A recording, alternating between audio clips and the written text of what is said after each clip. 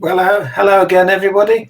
We're now here for the sponsors' time for them each to have tell you a little bit about themselves, and then for you to ask questions and things afterwards.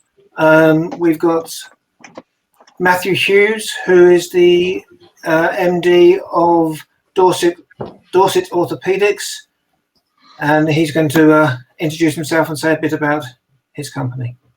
Yeah, good afternoon, everyone. My name's Matt. I'm an orthotist and prosthetist.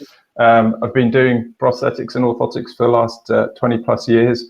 And during that time, I've been at Dorset Orthopedic as well. So I've been clinical and practicing for 20 years at Dorset Orthopedic.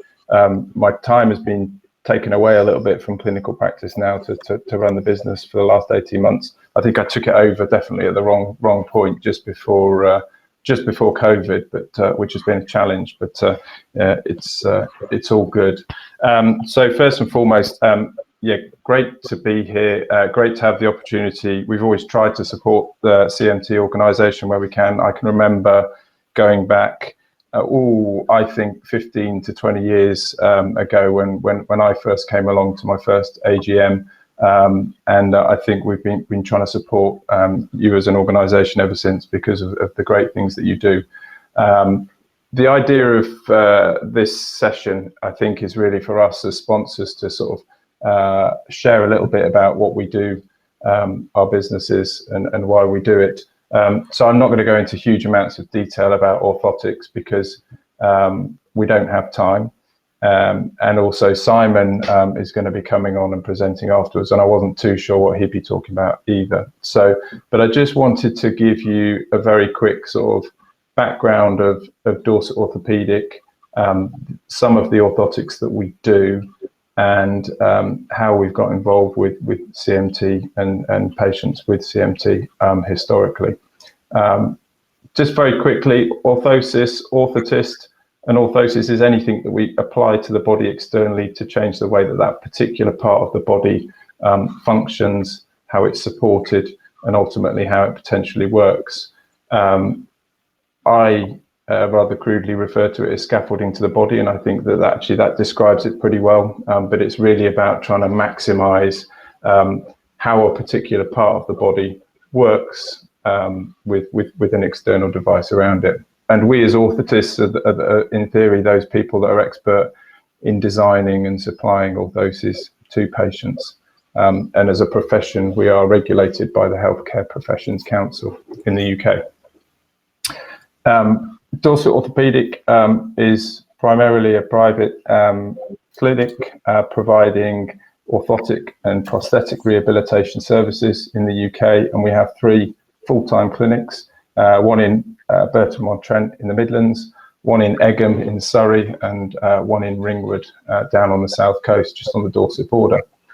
And effectively, our orthotists spend time meeting patients, seeing patients, assessing them, and coming up with good prescriptions for what they need to be able to improve their mobility levels and potentially comfort levels when wearing orthoses. When you look at an orthotic treatment process, it kind of looks a little bit like this. Some of you might recognize the young man in the picture there. That's Peter Honeycomb, who was, he's now retired, but worked as an orthotist for us for many years. And again, I think has supported the CMT AGM previously. When I look at treatment processes, the most important bit, and it's always the most important bit, and it's always going to be the most important bit, is that very first time that we meet somebody. It's understanding why somebody's coming to see us, what they've had potentially historically, what they've tried from an orthotic point of view, what has worked, what hasn't worked, and trying to understand why they've come to see us and how we can try and improve their orthotic outcomes, which then hopefully should improve their functional outcomes. And I guess the beauty of that is time. It's having time to be able to do that. You know, if you do that bit at the beginning and you spend that time with the individual to really kind of really properly understand that, then hopefully that prescription criteria and what we come up with in terms of supplying patients should be massively improved. And then actually at the end of it, you know, the patient hopefully gets the best possible outcomes. for us as clinicians, there's always challenges when we see patients, and in those first initial meetings, you know, by no means are all drop foot or drop feet the same. That's probably the most common presentation that we see, is particularly with CMT patients. Somebody comes to us because of that weakness in the lower limbs, that inability to lift the feet, the tripping, the catching, the rolling over on ankles. But no one individual is the same. So how we treat patients, you know, we can't put people into boxes and say, you know, that's how we look after you, and this is the type of device that you have. It very much is that, you know, it has to be bespoke and individual to those people. But people want to be able to get on with normal life, don't they? They want to be able to go to the shops. They want to be able to go and take the dog for a walk. They want to be able to go to the football, play football, engage with sport, engage with friends, all that kind of stuff. And again, I think there is also other areas that are requested upon us, like the desire to try and minimise the visibleness, if you like, of orthosis, and also this thing of, you know, being able to fit orthotics into normal footwear. So we come up with lots of different areas. I'm sure Simon will be very pleased to see a picture of a TurboMed on the Dorset Orthopaedic presentation. These sorts of devices are fantastic for every day. I can't spell every day. They're able to adapt to uneven surfaces. They give users this spring off, this push off at the end of stance face onto their toe, and give people a bit more propulsion in their walking. We can look at other types of custom made devices, AFOs, using plastics, using carbon fibers. One of the things that Dorset Orthopaedic has become synonymous for, and something that we've worked really hard on over the last 15, 20 years, and is something that I think a lot of CMT patients have really benefited from, is the silicone AFO. It works in a similar way to other types of AFOs, but the reinforcement here is down the front of the leg and onto the top of the foot. They're a little bit less cumbersome than some of the more rigid types of splints. Matt, what's that, sorry? I think your slides are frozen. I think I got to, if people can see the slide, I started talking about the silicone AFO. Similar to, as I said, in many respects, in terms of it's a drop foot device, but it's lifting the foot from above. So it's got reinforcement down the front of the leg and on the top of the foot. The feedback from patients historically has been, you know, good sensory feedback, improved balance. It can be worn comfortably, you know, against the skin, but a lot of patients will wear thin socks and what have you underneath. And it can, in theory, be worn without a shoe, which is a big advantage. However, it's not as effective at lifting the foot and supporting the foot without a shoe on as it is with. But it does give that extra ability. And in theory, again, should be able to go into shoes relatively easily with reduced risks of pressure sores. I think there was some chat earlier within one of the rooms with people talking about adjusting SAFOs, and I think Simon quite rightly pointed them in the direction of their orthotist to do that. If anyone does have a SAFO or ever wishes or ever attains a SAFO and needs adjustments, please, well, with any of the devices, please go back to your orthotist and seek their expertise. And then the last video or the last slide that I've got, and again, I'm conscious now we've gone a little bit over time with the IT issues, but I think it's just sometimes visual things are really strong, and these videos go back probably about 10 years ago now, but they're still one of the strongest videos I think that I see. This is a patient that I used to see up in the Midlands, and it's a video of her walking with and without SAFO, so barefoot. Oh, this is the joint.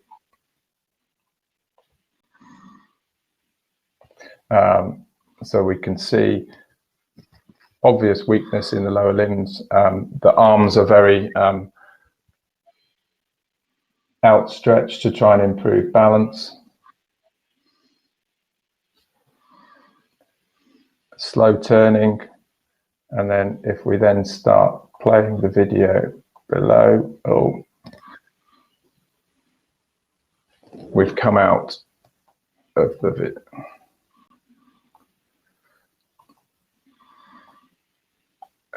There we go. If we play this.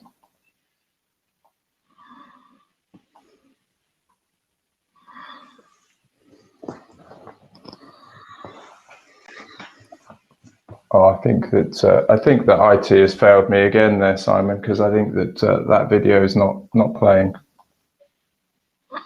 The video that would have shown somebody walking twice as quick with a beautiful heel-toe walking pattern, much more support, even in a pair of terrible floppy UGG boots.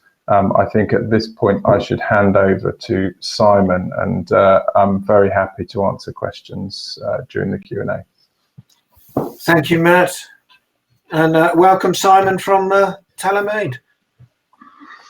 Thank you. So, like Matt, I've had the honour of being involved in the treatment of patients with CMT for a long time, and I focus just on orthotics rather than on both. Hopefully you will be able to see my slides. Is that, can I just get, I can't see you anymore. Can you see my slide with TaylorMade written on it? Yep. Yeah, you can see it. Cool.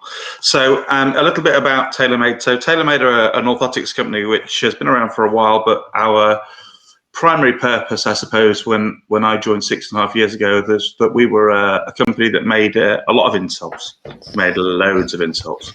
And TaylorMade has kind of evolved a little bit over the last 6.5 years. So we are now a provider of clinical services into the NHS. So as many of you know, when you go to the orthotics department, you don't always see an NHS orthotist. You may see an orthotist who works for a company, and in some parts of the country nowadays, people may work for me.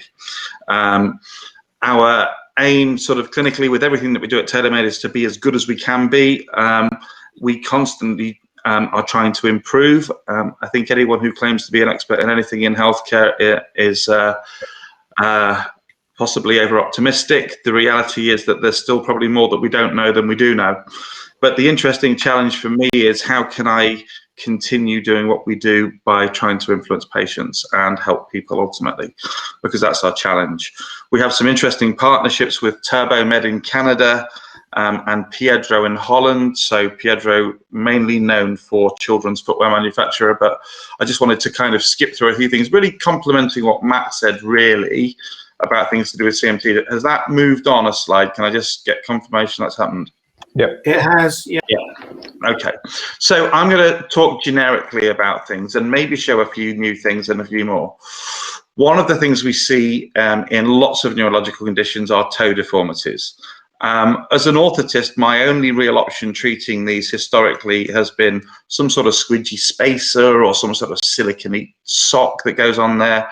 There's this new thing come out, which is Spanish. This is the fixed toe, and this is a brace for trying to stop toes that stick up, and it pulls them down, basically. So lots and lots of different applications.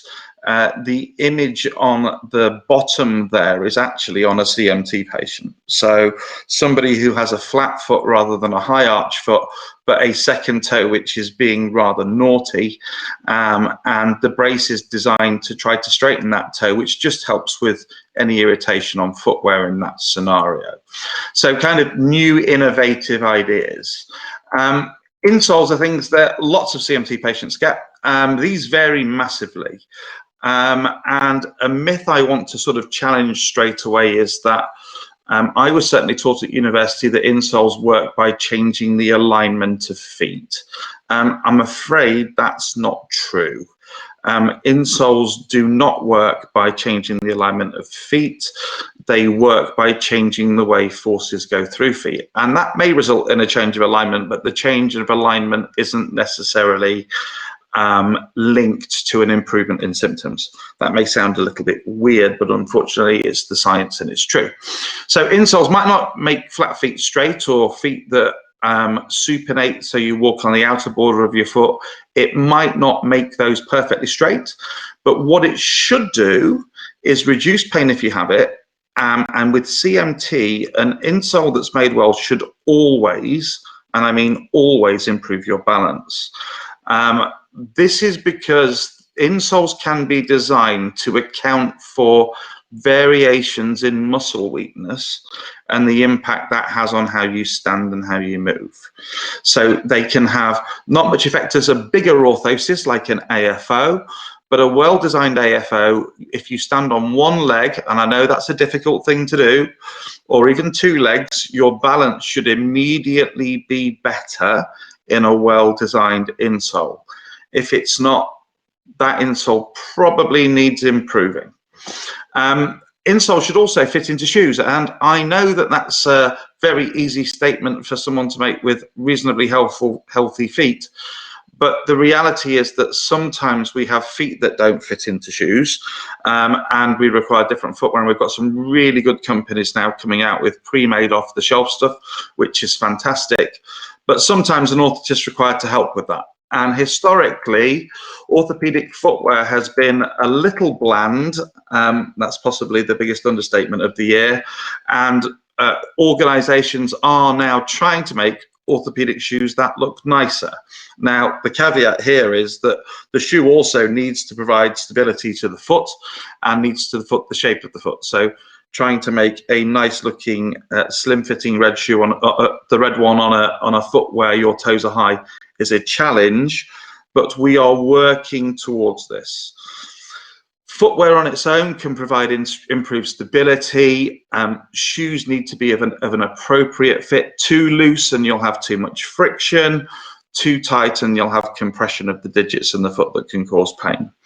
So we have this balance when prescribing insoles of what can we get in your shoe, and if we can't get what we need in your shoe, then sometimes we either need to get you to buy some different shoes, or on occasion we will need to make your footwear. The good news with this is that not only do I firmly believe genuinely that these footwear styles are improving in their design, but the quality of fit is getting a lot better, and materials are getting an awful lot better in insoles and in footwear now. Shoes don't have to be as heavy as they used to be. They still have to have a functional requirement, and we still have certain rules we need to abide by, but with the use of three-dimensional scanning, then I think a very big change is coming to the world of footwear. Our vision at TaylorMade, working with our partner Piedro, is to eliminate the fitting stage for any custom-made or modular shoe. And we're currently testing our system to do that, which has some quite nice results so far. And then we get to the wonderful world of AFOs and braces.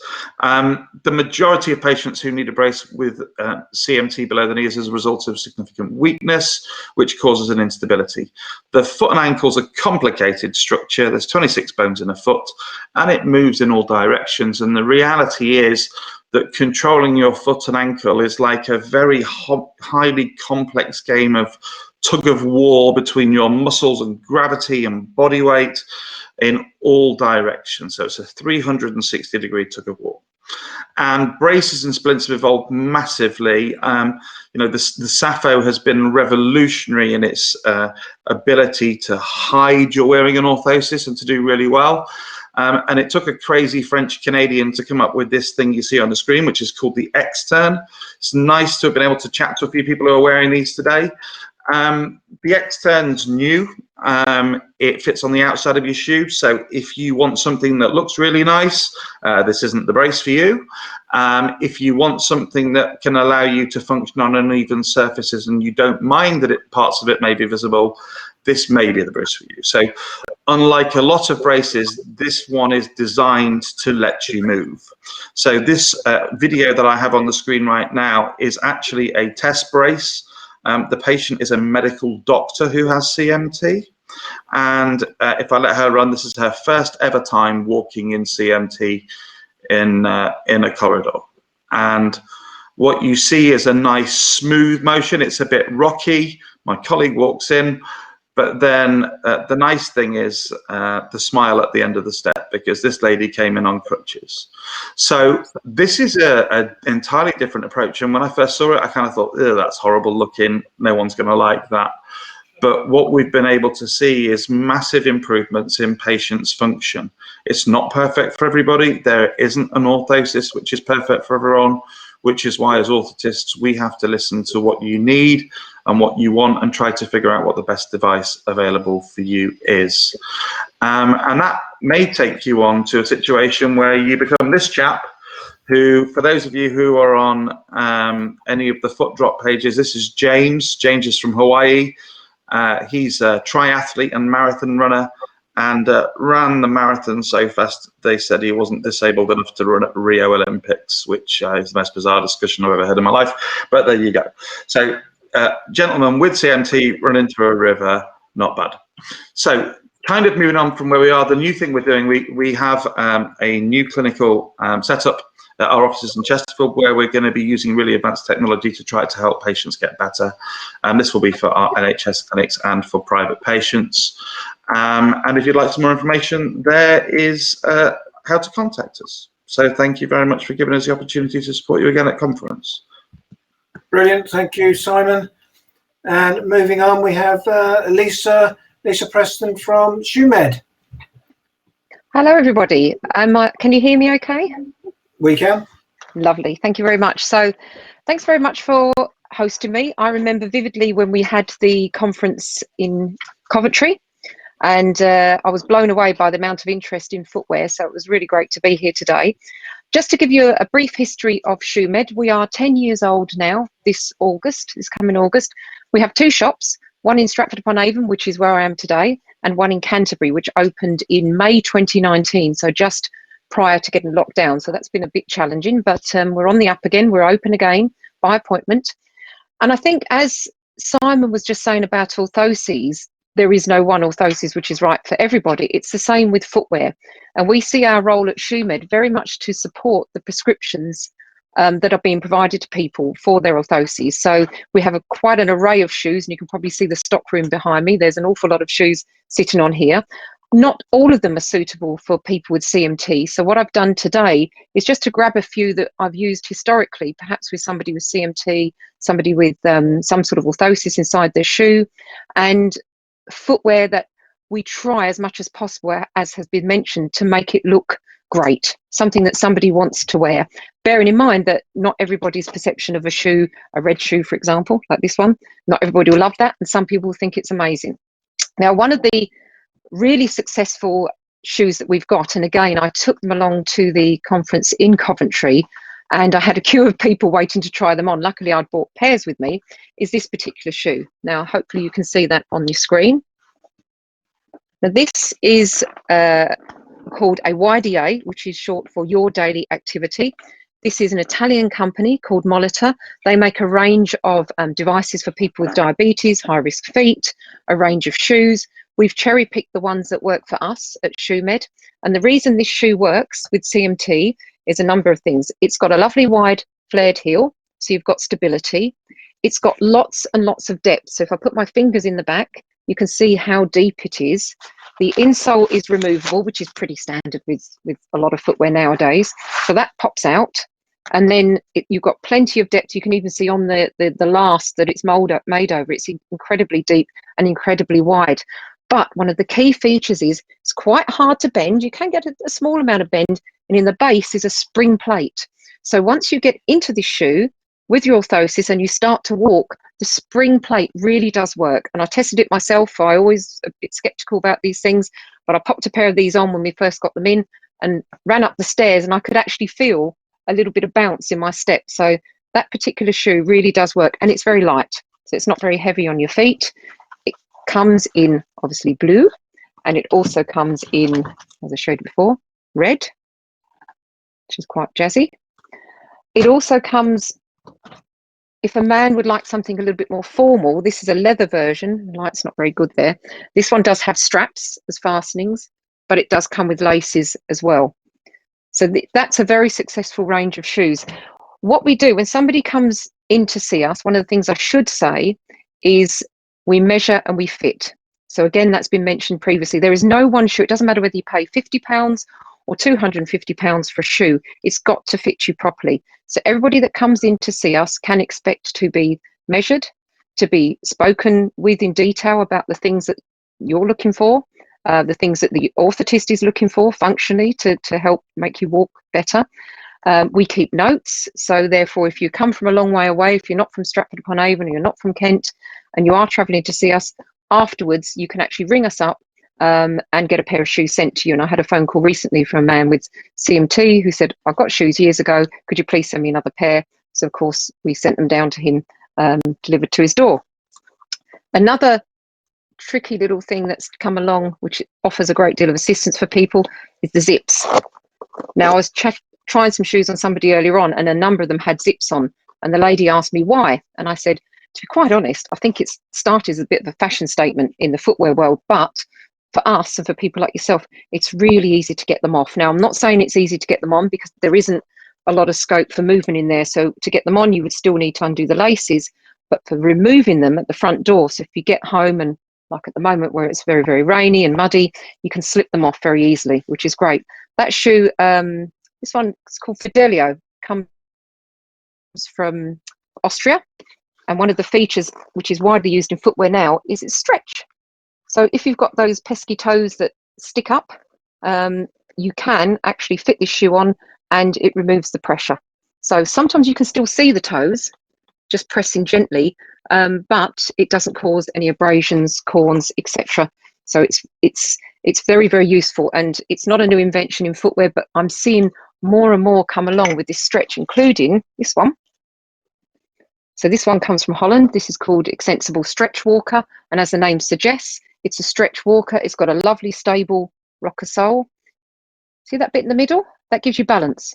So what you've got is a lovely gentle rolling sole with a bit of stiffness, but as you get to your mid-stance phase, you've got a bit of balance, because the last thing you want with CMT is to become unbalanced. So this one I feel is going to work very well. There we go. We have a website. So our website is shoemed.co.uk. If you can't travel to us, yes, you can look online, but what I would encourage you to do is contact me personally, and we can arrange a Zoom call. So we can use either FaceTime or Zoom to look at your feet, to work out some sizing, and perhaps send you a few pair to try at home. You can Zoom call me back and I can look at you walking in them, and hopefully I can help you. So thank you very much. That's all from me for today, and I'm available to ask questions, of course, afterwards. Thank you, Lisa. And moving swiftly on, we have Sasha Radwin from Kids Special Company. Thank you, Sasha. Thanks, Simon. So can you hear me okay? We can, yeah.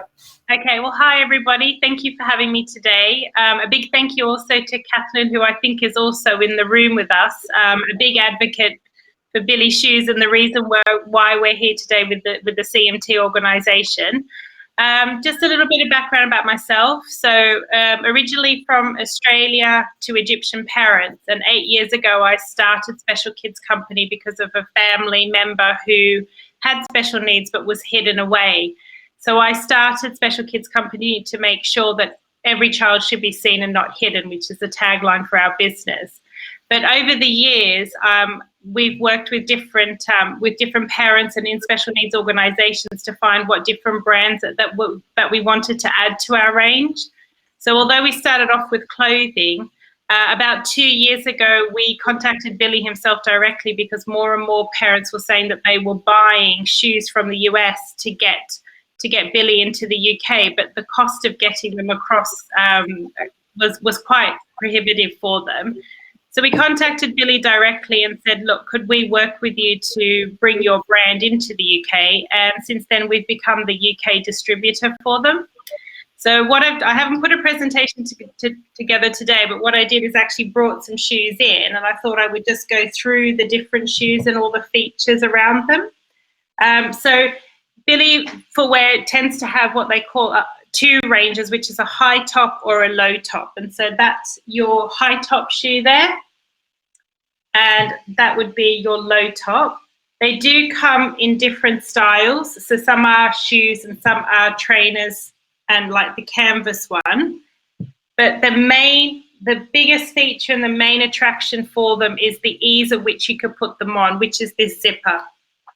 So over here, I've got a right foot. Hope you can all see that. So that zips all the way around and it flips open. So all you have to do, a child with a splinter on AFO just simply puts their foot in, straight over, and zips that back up. You do have the laces, and they are functional laces. So sometimes if you've got different size feet, what you do is once you've got the shoe in, you can adjust the laces, and you only have to do that once. And then after that, it's really all about just zipping it and unzipping that in. I will show you. So in the high top in the canvas, same thing, just zips around and flips open. And also, just like Lisa said, these soles, also, the inner sole also comes out. Now, we don't advise if you are walking, you have a child who is mobile, to take the inner sole, because it does shorten life of the shoe. But you can also replace it with your own inner sole if you'd like. Billy also have what they call a WDR range, so the wider, deeper, and more resilient. And in the WDR, you actually get 2 insoles. So that way, so they're deeper, but you can take one insole and keep the other one inside. And the fabric on the inside is also slightly more resistant, so the AFO doesn't wear against and shorten the life of the shoe. We do have other designs, such as the boots, which don't have laces. But some of the services that we do offer, so we do have a shop or a showroom in Birmingham, so it's by appointment only. So you're always more than welcome to give us a call ahead of time to come in for a fitting. The other thing that we do is sometimes we do have a children and adults range, but we do have a lot more for children. I think we have about 24 different styles for children, and 6 styles for men, and 6 styles for women. And a lot of times, if a child has a splintered only on one foot, you'll often have 2 size shoe. So we do offer a discount that if you do buy 2 pairs of shoes, we'll discount 25% off your total order for the 2 pairs of shoes. And also, yes, if you're not able to come in, you can call us. We would also help with the sizing. The size chart is very, very detailed. So you take various measurements of the child or the wearer's foot with the splint on, and then we would recommend the best size that you would need to wear.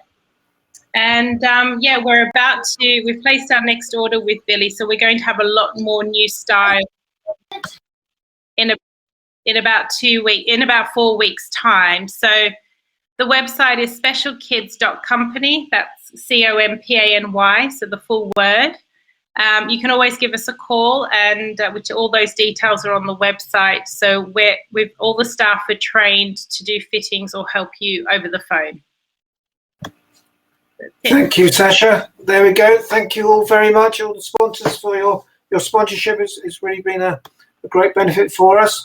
I have some questions building up in the question thing, so I'll call them out and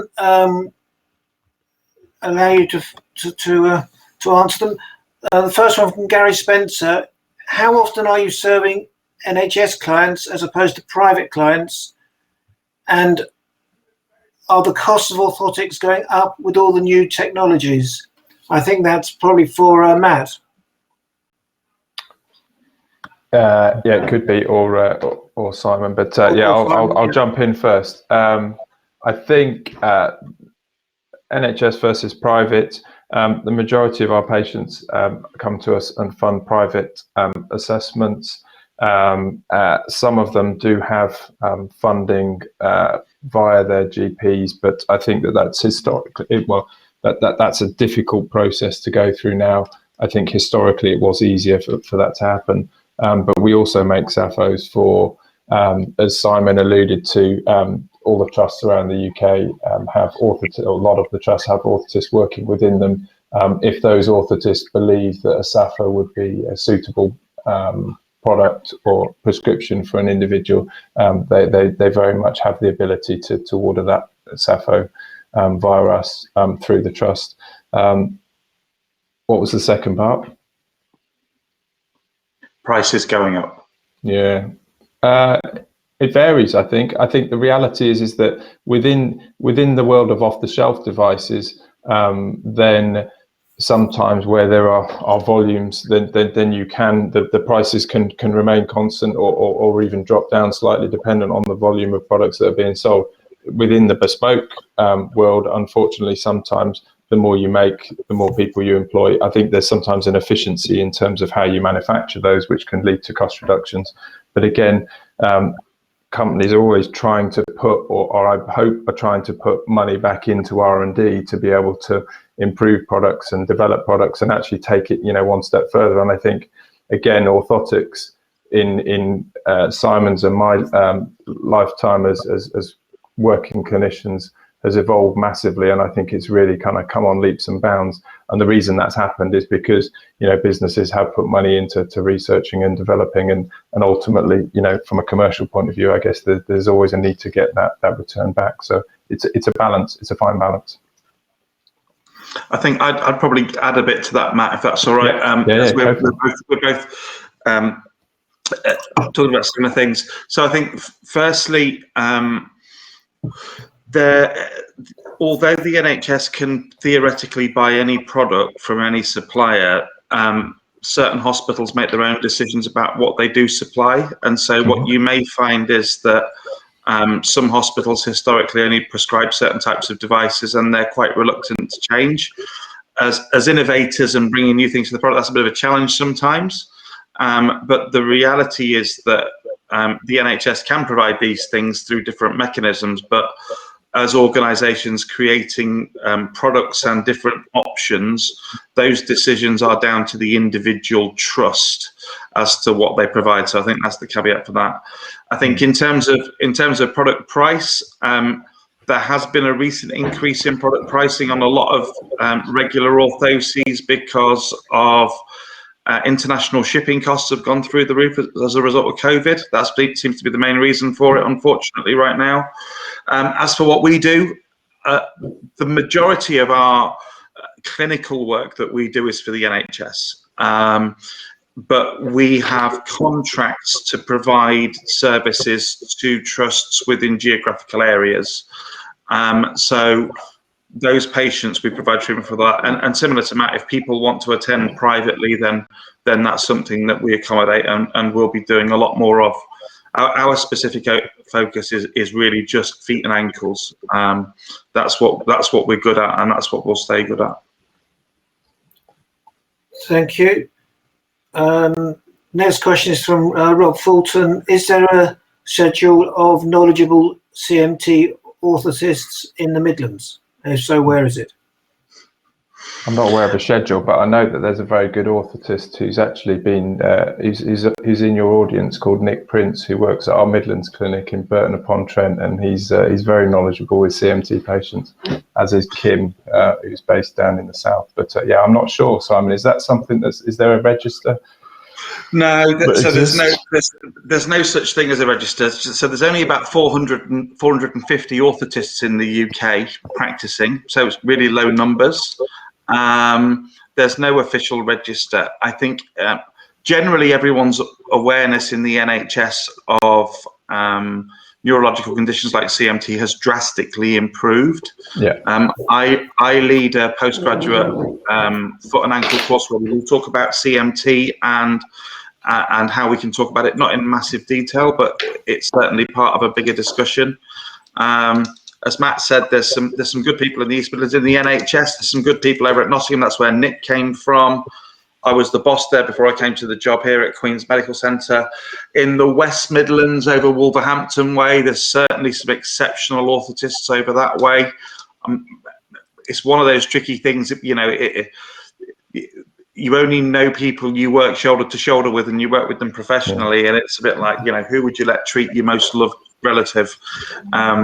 The skill levels improved massively. I think the one caveat I would say and give to advice to anybody is if you go anywhere for any treatment that you're not happy with, then seek a second opinion. Yeah. Within the NHS, you can do that, and it's okay to say, I'd like to see somebody else. And it's perfectly okay for you to challenge the decisions around prescriptions that are made for you. Because at the end of the day, we exist to make you guys better or as good as we can get you. I just jump in. I can recommend someone in the West Midlands as well if you need someone. Thank you. We have the next question is really about where can we find some nice looking shoes for our 12-year-old who has pes cavus. I'm probably saying that very badly. She has very wide feet, and she's supposed to wear insoles, but can't find any shoes that fit without them. So I'm going to point her towards TaylorMade, or to you, Sasha, at Specialty. Does TaylorMade want to jump in, or can I? TaylorMade. Okay, so the general rule of thumb is you need to find something with that type of foot that has something adjustable over the instep, because these feet generally are quite high, and if you have cavus feet, you're more likely to have a higher toe box. So simple tips: a shoe with a fastening, a shoe with a nice wide heel. The trainer Sasha showed was ideal because it was nice and deep. Something with a removable toe box, and something that's probably not too hard at the front but supportive at the back. As for brands, they vary significantly. I think the advantage of the Billy stuff, now that it's available in the UK, which is awesome, by the way, Sasha. I've actually sent you a message on another platform. Is that they're a genuine game changer. I haven't used Billy shoes on patients without splints, so I don't know what they're like for patients with insoles, whether they come up a bit big maybe sometimes. Sasha, what's your opinion on that? No, we tend to, I mean, I fitted a girl the other day who had very thin feet, and they would go in a normal fitting. The wide fit it does look exactly like this one. It's not in a low top. And they have been a game changer because you can take the inner sole out if you need the extra depth.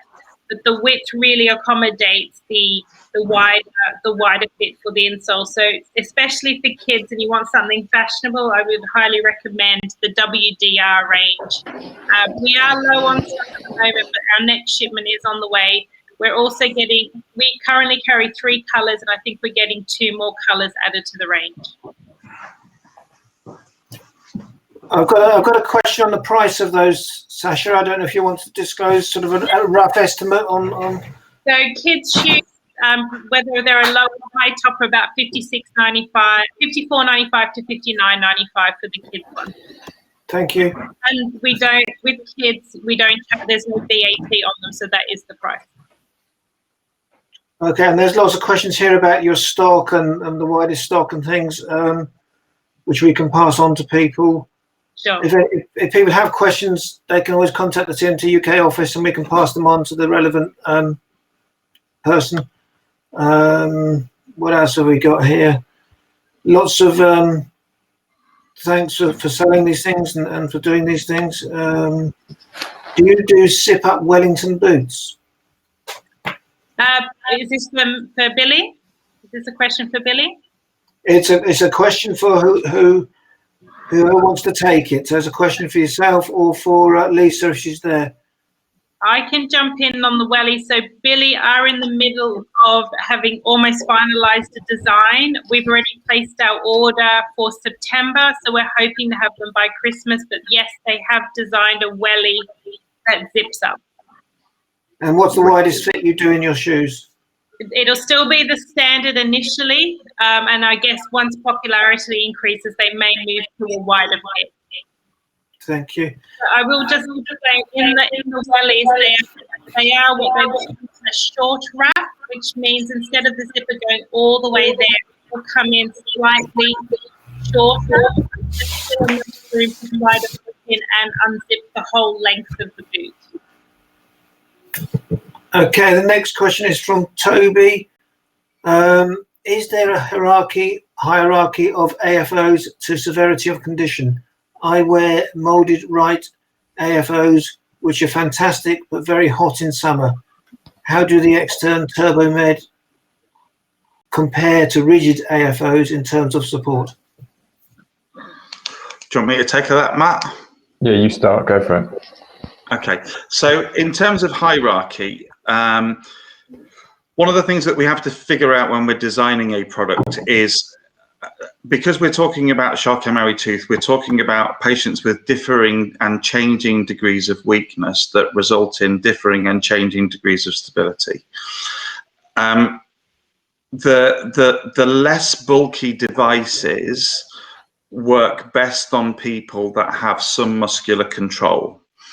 The more rigid the device, the more stability that device has in it, and so they are better for weaker patients, if that makes sense. If we're dealing with feet that move up and down, there has been a big drive towards rigid splinting in other neurological conditions, and unfortunately, in my opinion, that's transferred into some of the progressive conditions, and I've always been a little bit uncomfortable about overly splinting people. The last thing I want to do is make someone weaker, and that's why braces where your muscles can still work if you have power and the brace supplements the function of the weakness is ideal.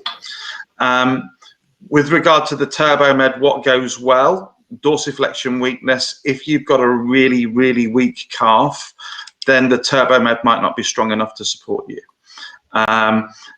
Some people do really well with it, but again, that's why we have a trial brace so you can assess that.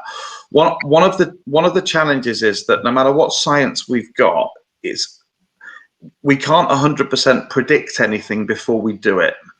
And no matter what anyone says, there's an element of trial and error based on clinical judgment and communication and skills. What we also know is that patients that have any change in their sensation system, and it's your sensation that drives a motor output, so stimulus, spinal cord, motor output creates movement.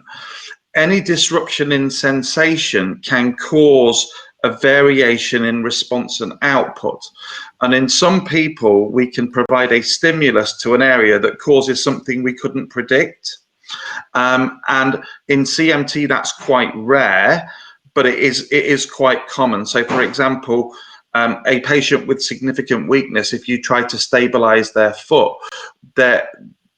if you overdo it, you could actually make that person more vulnerable in the device.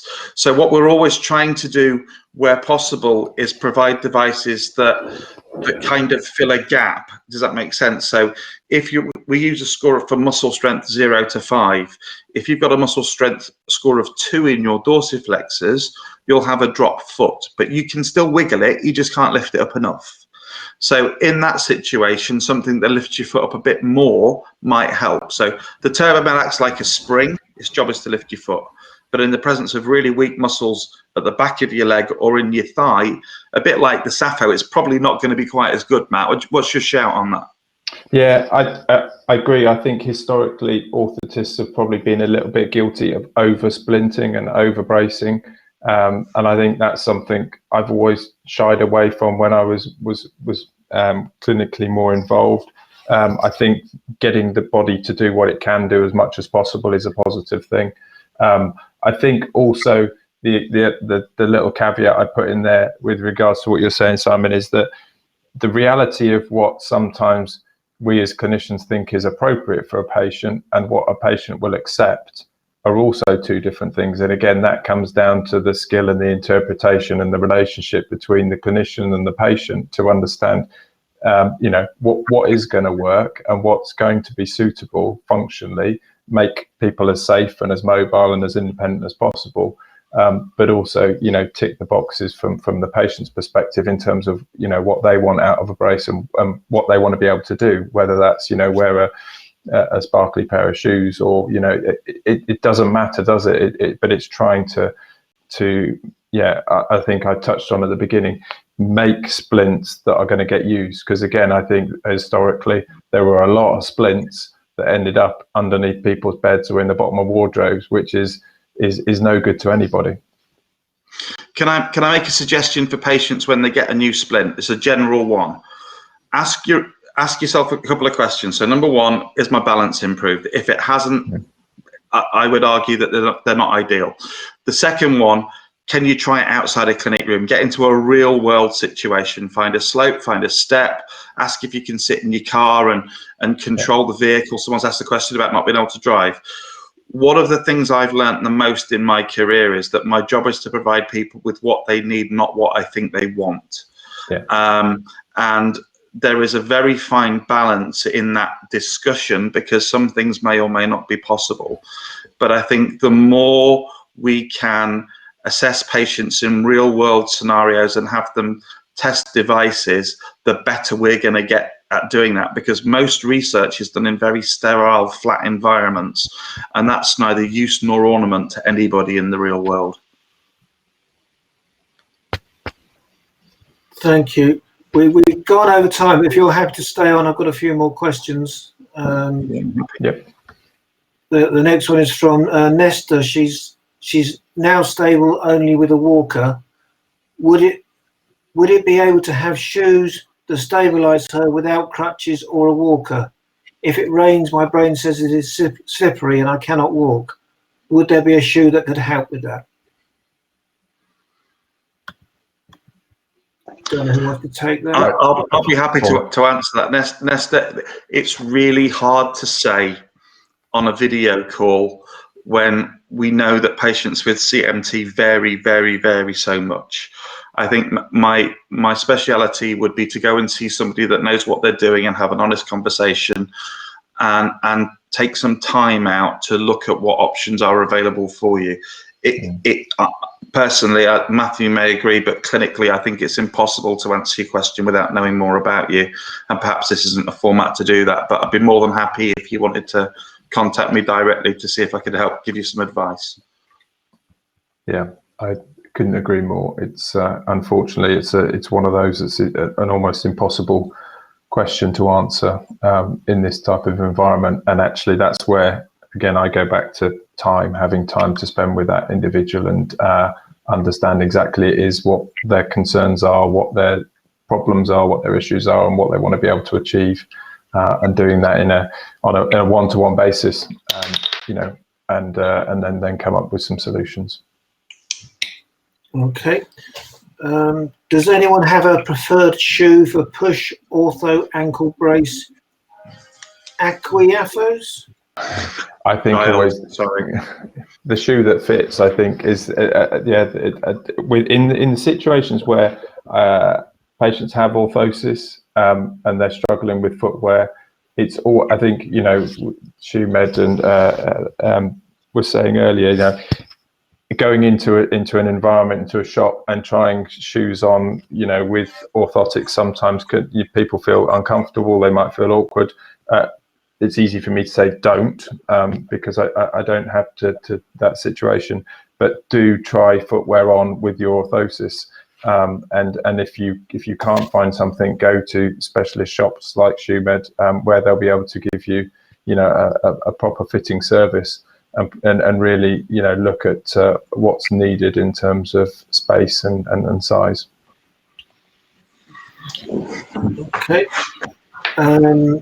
Martin says that his daughter and him both have CMT, and they have turbo meds from Simon at Talamade for about 3 years, which have been life-changing. They're both concerned that if they broke, can they be assured of supply going forward?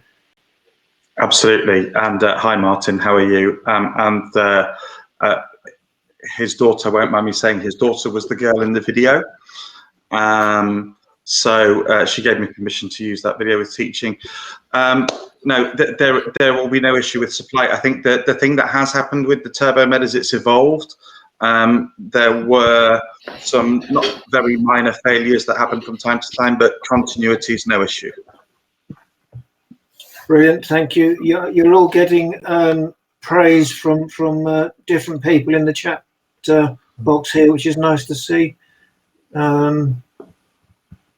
Just seeing if there's any more questions. We don't want all this praise, do we? We want questions. I think the other thing that, just jumping in while you're looking for questions, Simon, is that and Simon, you touched on it earlier. Where possible, ask your orthotist to try devices. Rather than just being given something and then kind of being sent away to sort of get on with it.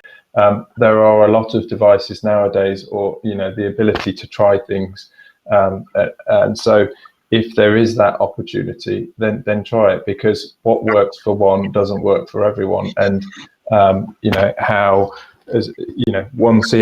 pair of CMT legs presents very different to the next pair of CMT legs. So as clinicians, we're always obviously looking at the individual and what's in front of us, But sometimes you can't beat physically putting devices on patients and getting that feedback from them to understand, how that's functioning, and also for us to visibly be able to look and see what's happening and make sure it's doing what we want it to be able to do. Thank you. And one last one, I think, is there a thin insole that can be put into rigid AFOs just for comfort? It depends.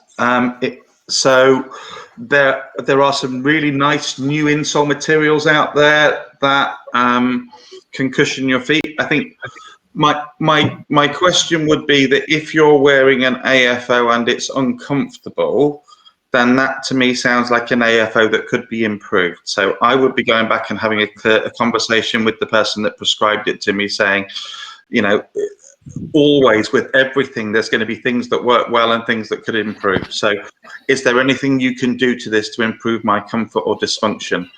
You can hybridize materials into AFOs. You can build them in. They can be removable. You can use different combinations. I would advise somebody to try not putting something inside a casted AFO, because that's been made exactly to the shape of your foot. And if you put something in there, it hasn't been made for something else to go in there. It's been made for your foot to go in there. And if you put something in there yourself, you'll actually change the position of where your ankle is in that splint compared to where it should be. And by trying to solve one problem, you might actually cause another. So if you have a splint that's uncomfortable, state it's uncomfortable. Now, there may be circumstances that there are reasons why that's a challenge, but there are lots of things we can try to do something differently to make sure things are far more comfortable than the person's experience if they got pain. Matt, would you add anything to that? No, I was going to say exactly that. If the chances are, if you've been giving a rigid AFO, it's either sized to fit you as an off-the-shelf device or molded to fit you. So yeah, don't start putting things in there, because that's not, unless that's been advised by your orthotist or your treating clinician. Go back to them and speak to them about the comfort. Okay, I know that was said. I said that was the last one. I just seen one here about prices, so I just thought I'd throw that in, which is how much a Turbomed. So are we talking thousands or hundreds? Hundreds. Depends on where you are. So the reality is that different clinics handle things at different prices because they have different environments they work, premises, building costs, staff, labor, everything else. There isn't a formulary. In the United States and Europe, there is a formulary for orthoses where things fall into price brackets against certain types of codes, but that does not exist in the UK. So you'll find things there. So again, they're the types of conversations, if you are considering going privately, is to contact the people directly and have a conversation with them so that you fully understand what you're covered.